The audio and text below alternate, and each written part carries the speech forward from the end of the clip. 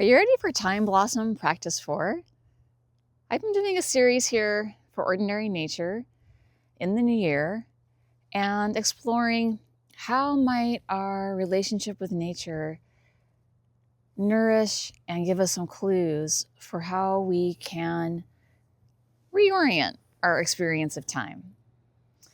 How could we feel a little bit rushed, less hectic, maybe not having to say quite as often, I don't have time, or I feel squeezed for time.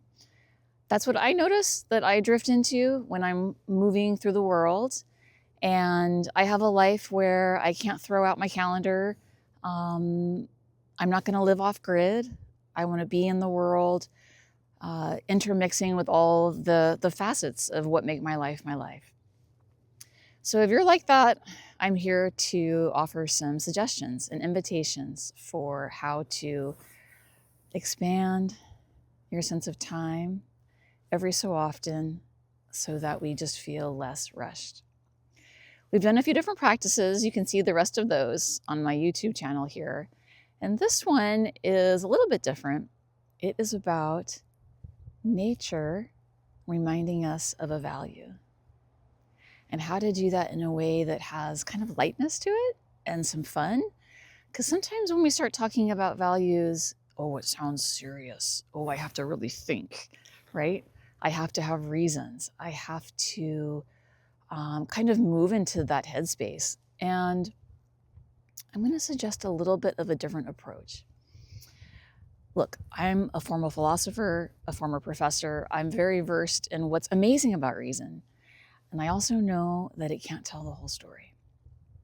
So for this mini practice, I invite you to get outside, or if you're stuck inside due to whatever reason, maybe you can look through a window or be with a beloved pet or plant. All of that will still work. And give yourself a few moments to kind of arrive from wherever you're coming in your day, and give yourself unrushed time. Okay? You're not going to look at your watch or your phone. You're not going to do any fancy breathing or counting. Just in a gentle, loose way, move through each of your senses. That's kind of like the standing preliminary thing that we do for all these practices. It's just a way that helps us move from headspace into our full present bodily experience. And after you've done that, just start to let your perception dilate. I'm looking around my yard.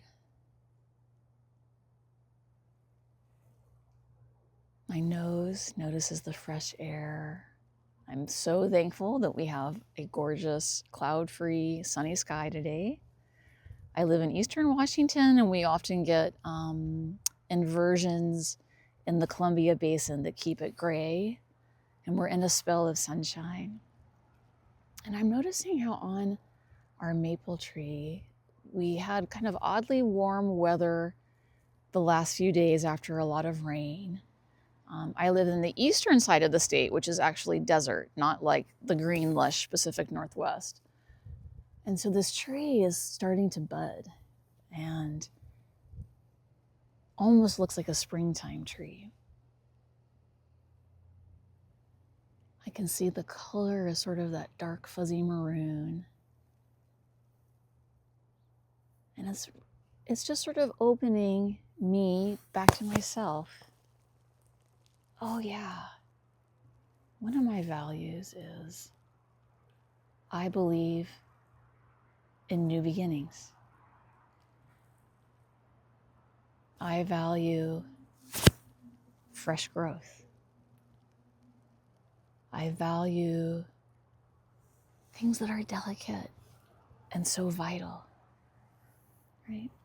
Like the way a child hugs you, or the way someone shows they're not feeling so good, right? Delicate and so vital. So just like that, just like a very loose association of something we notice and something that it connects to within. Right? It's playful, it's associative, it's drawing in all of who we are and exploring. Maybe 10 minutes, I don't know. You'll kind of lose track of time. You can set a timer, right? If you have things you need to get to and can't be late, that's what I like to do, because then it really lets you turn off that clock time. And this whole series is about just kind of seeding those brief practices, maybe once a day, and starting to see over a week, over a month, how you'll move through life better able to be bolstered by that spaciousness, better able to complement calendar and date book time with this other, more spacious way of being. Okay? Try it out. Let me know what you think. Bye.